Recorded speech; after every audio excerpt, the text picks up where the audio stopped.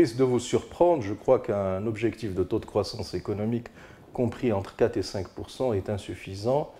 et il est trompeur.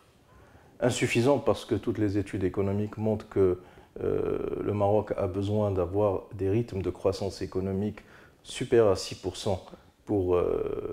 prétendre pouvoir hausser significativement la richesse nationale par habitant et rattraper le retard par rapport à des pays comparables sud-européens ou méditerranéens.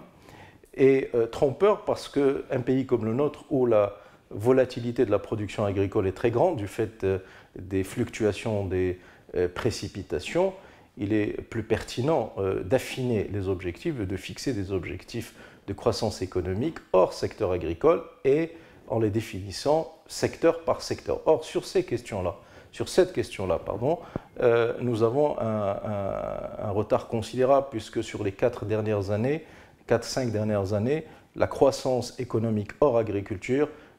a oscillé entre 2,4, maximum de 2,5%, ce qui est dramatiquement faible, surtout lorsqu'on sait que le Maroc déploie une énergie considérable et débloque des budgets très importants pour soutenir l'ensemble des stratégies sectorielles et l'ensemble des stratégies de développement industriel, le plan émergence, le plan d'accélération industrielle, le plan Aliotis, Maroc numérique et bien d'autres plans,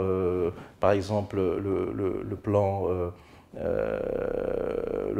d'énergie, de développement de l'énergie solaire, le plan de l'énergie éolienne, etc., etc. Et donc sur ces questions, nous avons vraiment une problématique de mesure de l'efficacité de nos investissements et en particulier de nos investissements publics dans ces secteurs. Alors il faut noter aussi que, comme le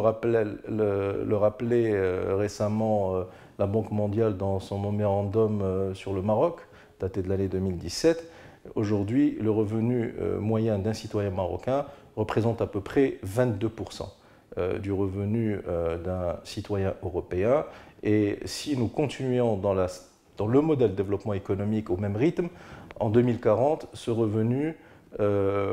marocain représentera à peu près 32% du revenu d'un citoyen européen. Si nous voulons augmenter ce rythme d'émergence, de l'émergence économique et atteindre 45%, un peu plus de la moitié du revenu moyen européen, il faut qu'on revoie notre modèle économique et il faut que notre stratégie économique puisse à la fois augmenter nos gains de productivité, renforcer le taux d'emploi des citoyens marocains et enfin améliorer notre capital immatériel dans ces 3 dimensions, institutionnelle, sociale et humaine.